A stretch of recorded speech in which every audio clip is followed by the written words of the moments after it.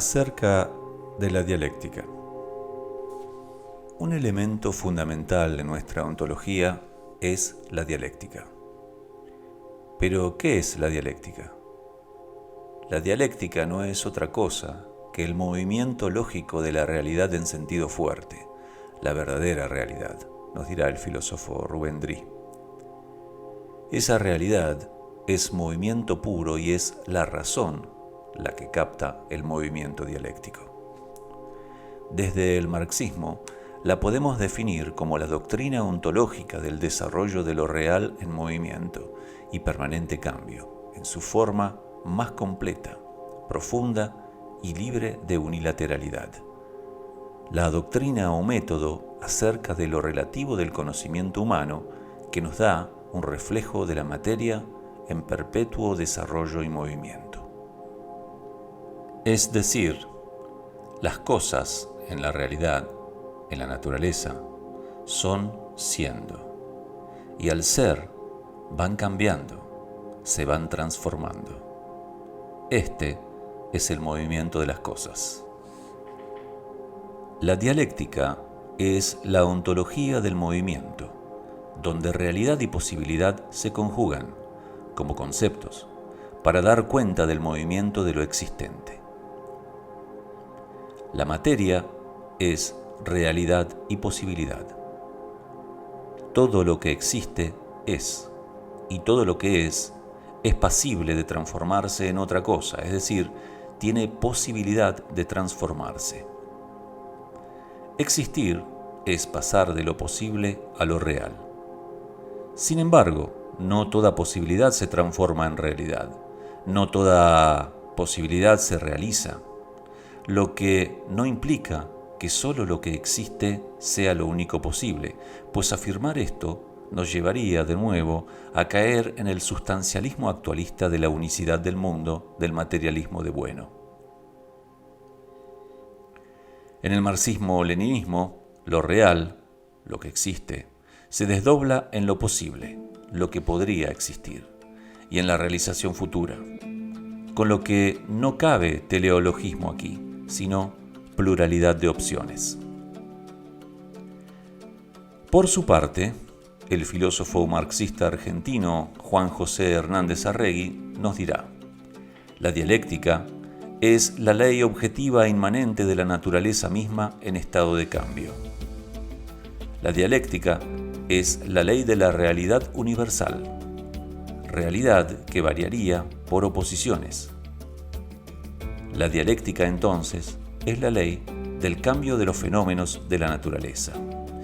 Pero existe un ámbito histórico que también cambia, y en este orden, sin variar su esencia, en este mundo de contradicciones que es la historia, la dialéctica es, en el orden teórico y en tanto método, la forma de pensar y comprender como proceso unitivo las contradicciones que explican el cambio social. Y en la aplicación de tal método en la práctica, la dialéctica es el arte de mostrar, a la luz de la lógica como instrumento de la razón, las contradicciones de la realidad, tanto natural como histórica.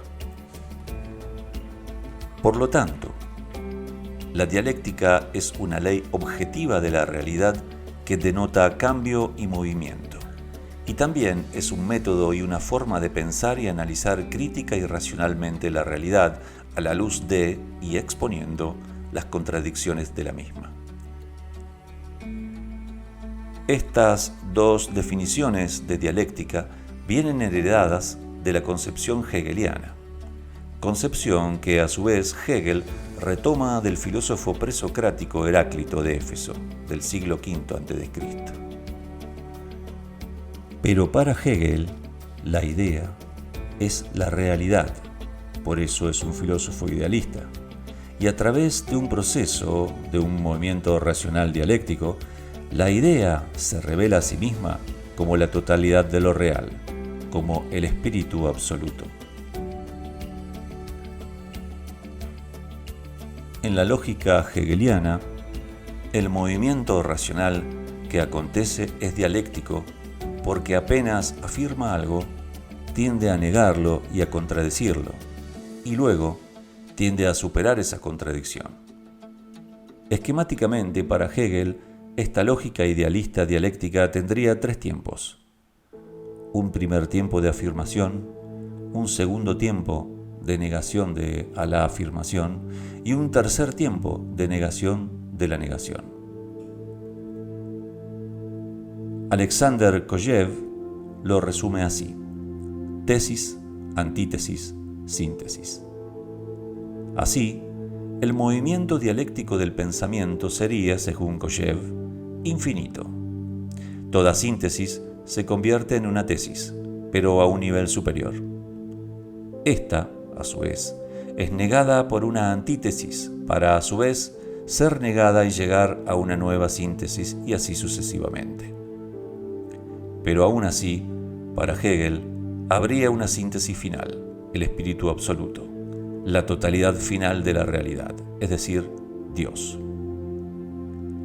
Pero nosotros, desde nuestra ontología, somos materialistas y negamos el idealismo absoluto de Hegel, aunque rescatamos su dialéctica.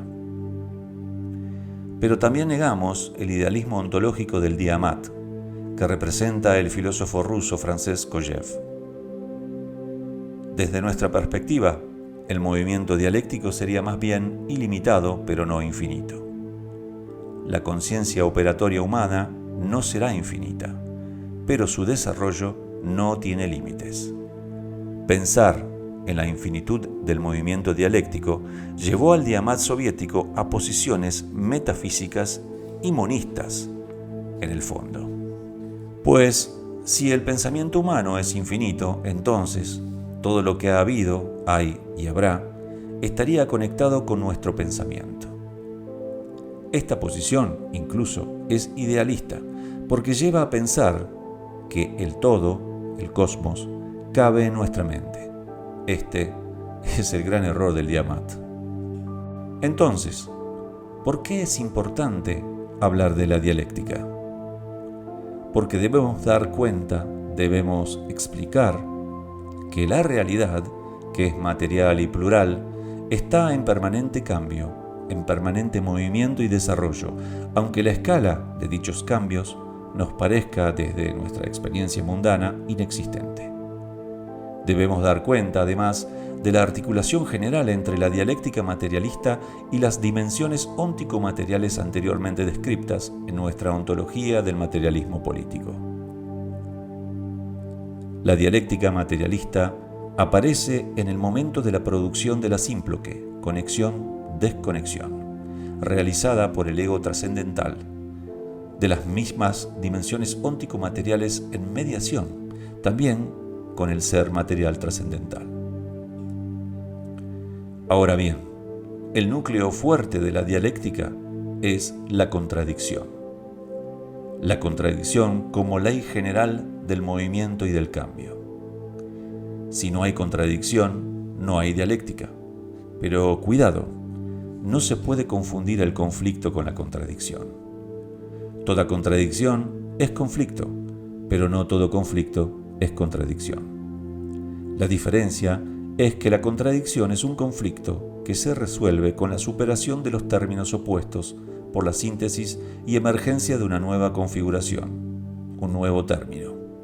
En cambio, el conflicto es pura oposición, donde no existe esta superación, por lo que la situación de conflicto no se resuelve y se cronifica. Es decir, en la contradicción hay resolución, estructural o procesual, pero en el conflicto no lo hay. El cosmos presenta contradicciones que parecen tener sentido solo a nivel lógico. Sin embargo, en la realidad no es así. Podemos decir que las contradicciones dialécticas se formulan en las diferentes dimensiones óntico-materiales del universo-mundo, pero también en todo el cosmos, aunque muchas no podamos conocerlas aún, ni las conozcamos nunca, en esa parte del cosmos que es el ser material trascendental.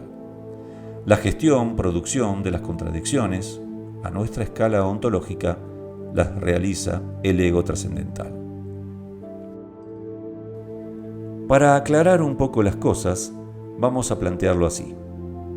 Las contradicciones entre ideas lógico-abstractas, DU3, suelen designar rectificaciones de su curso real de pensamiento, y en el caso que se construyan identidades formales, en la lógica formal, éstas lo serán en la medida en que una secuencia de ideas representadas en símbolos lógicos se oponga a otra previamente establecida, por lo que el efecto de dicha oposición será la eliminación en la dimensión física de una de las secuencias incompatibles.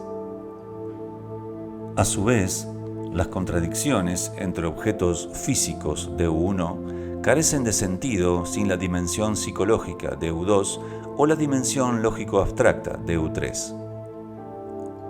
Sin estas dos últimas, las contradicciones entre objetos físicos serían meros procesos de aproximación o distanciamiento de partículas. Pero en el materialismo político, dichas contradicciones se configuran en todas las dimensiones por la mediación mutua entre todas ellas. Por ejemplo, dos rocas que chocan, contradicción en la dimensión física, solo puede percibirse, hacerse consciente en la mente humana, cuando interviene la dimensión lógico-abstracta, es decir, cuando interviene la razón. Otro ejemplo. Las contradicciones en la dimensión psicológica, como ocurre al final del sueño, con el despertar, incluye la dimensión física del movimiento del sujeto al despertar y el soporte material del cerebro que sueña, como así también la dimensión lógico-abstracta en la que se puede categorizar el concepto de sueño. Resumiendo, el principal error es concebir a la dialéctica como contradicción en una sola dimensión material. Este error condujo al existencialismo a hacer una crítica idealista del marxismo y al diamat soviético a excluir la dimensión lógico-abstracta de su análisis como campo de contradicciones. Tanto unos como otros soslayaron el hecho de que todo es material, pero material con carácter plural, por sus múltiples dimensiones. A su vez, y esto ya lo señaló Hegel en su día y lo retomó Gustavo Bueno, la lógica formal debe ser dialectizada, y así se evita el error de construir una lógica dialéctica de tipo monista como la que pretendió conformar el diamat en la URSS. Sin duda, el factor psicológico deberá estar presente a la hora de comprobar las contradicciones, pero también lo han de estar los factores objetivos y las fuerzas de la dimensión física y las leyes de la mecánica clásica, cuyo lugar es la dimensión lógico-abstracta, que son las leyes tan objetivas como los objetos físicos del sistema dado que definen. El otro error es confundir contradicción con conflicto, como ya se señaló anteriormente. Una vez admitidas las configuraciones en juego mutuo en el universo y de cada una de las dimensiones óntico-materiales, no es racional rechazar la posibilidad de contradicciones objetivas entre ellas. Contradicción dialéctica es incompatibilidad, y la estrategia ante dichas situaciones dialécticas es siempre la de cancelar o resolver dicha contradicción. Existen dos modos de resolución de las contradicciones dialécticas. 1. El modo estructural, cuando los términos se nos presentan frente a frente con abstracción de su génesis como dilemas o antinomias kantianas. 2. El modo procesual, o de sucesividad, cuando los términos contradictorios se nos presentan según su trayectoria de origen, procediendo unos como desarrollo de otros. En el marco de esta última, la dialéctica procesual, Gustavo Bueno, desde su materialismo filosófico, nos propone 4 estrategias de cancelación o resolución de las contradicciones que asumimos plenamente. 1. Metábasis. Se corresponde con la idea de cómo se va desarrollando una configuración según la ley de sus contradicciones internas en algo nuevo, distinto al original, pero conservando partes de la misma. Sería un progresus donde encontramos rupturas y continuidades. Esta figura de cancelación se podría homologar a la ley de los cambios cuantitativos en cualitativos de Engels en su Dialéctica de la Naturaleza. Ejemplo de metábasis sería una construcción del modo de producción comunista vía socialismo como primera fase del mismo, partiendo del modo de producción capitalista. 2. Anástasis. La anástasis sería el contrario de la metábasis, es decir, la configuración del ente va progresando por sus contradicciones internas, pero en un momento algo lo obliga a detenerse o retroceder antes de llegar a la diferenciación, antes de llegar a su límite, mediante una retirada total o parcial por regresus a fases intermedias del proceso. Ejemplo de anástasis lo encontramos en la disolución de la Unión Soviética, por la que se detiene el proceso de construcción del socialismo y se retrocede parcialmente a la situación capitalista anterior a la Revolución de Octubre del 17. Es un proceso parcial y no total, porque no se vuelve ni al imperio de los zares ni al gobierno provisional social revolucionario de Kerensky. La comunidad de estados independientes, heredera de la Unión Soviética, sería así una suerte de situación intermedia entre la Rusia de la Revolución de Febrero del 17 y la Revolución de Octubre de ese mismo año. 3. Catábasis. Es cuando dos o más configuraciones o entes van confluyendo en un proceso dialéctico hacia la constitución de una configuración única cuya identidad nueva es distinta a las originales. Lo distinto se convierte en lo mismo, lo diverso se convierte en lo uno. Ejemplo de catábasis: por ejemplo, la confluencia de la concepción materialista de la historia de Marx con el materialismo filosófico de Gustavo Bueno constituyen una configuración nueva que en este video llamamos materialismo político, doctrina abierta a más confluencias desde esta base. Es coordinable con la ley de identidad concreta o de la unidad y lucha de contrarios que Engels propone en su Dialéctica de la Naturaleza. Cuarto y último, catástasis, sería un devenir regresivo de involución del ente que obligaría a la detención del mismo para no llegar a su negación. Un ejemplo de catástasis sería cuando Stalin paró la NEP ante el cerco geopolítico e inició los planes quinquenales para el desarrollo acelerado de la Unión Soviética y así evitar que pereciera el sistema soviético. Para complementar lo anterior y ver su paralelismo, es interesante exponer ahora las leyes de la dialéctica del materialismo dialéctico teorizadas por Engels en el Anti-Düring y desarrolladas posteriormente por el materialismo dialéctico soviético. 1. Ley de la transformación de los cambios cuantitativos en cualitativos. Cantidad a calidad. Se refiere a la sumatoria de pequeños cambios que al pasar por un umbral generan una diferenciación de calidad. Un ejemplo en biología lo encontramos en la generación de un potencial de acción en la despolarización eléctrica de la neurona para generar un impulso nervioso. Otro ejemplo podría ser en la evolución de las especies, donde la sumatoria de pequeños cambios en la evolución genética a partir de un umbral darían como resultado otra especie diferenciada de la anterior de la que parte. Otro ejemplo sería cuando calentamos agua y llegamos al umbral de los 100 grados centígrados, donde el agua pasaría de líquida a gaseosa. Sería coordinable esta ley de dialéctica, salvando las distancias, con la metábasis del materialismo filosófico. 2. Ley de la unidad y lucha de los contrarios. La unidad de los plurales, en dialéctica entre sí, constituye una nueva unidad. Por ejemplo, en el mismo proceso de creación de la vida se encuentra la unidad de los contrarios que generan a través de su oposición/unión una nueva unidad, la fusión de un espermatozoide con un óvulo. Dos células con distinto material genético se convierten así en una unidad distinta a las dos originales que le dieron comienzo, pero conteniendo la información genética de ambas. Es coordinable con la catábasis de Bueno, es decir, el progresus convergente. 3. Ley de la negación de la negación.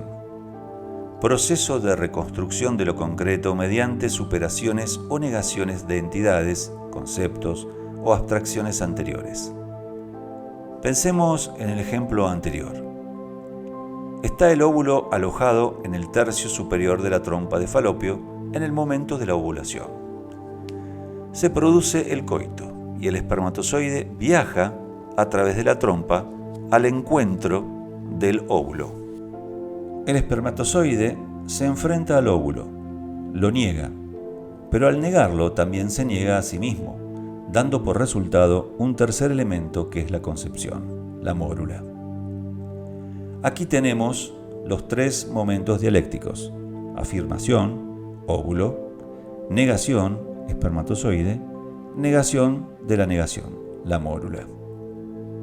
Pensemos en un ejemplo en la mecánica cuántica.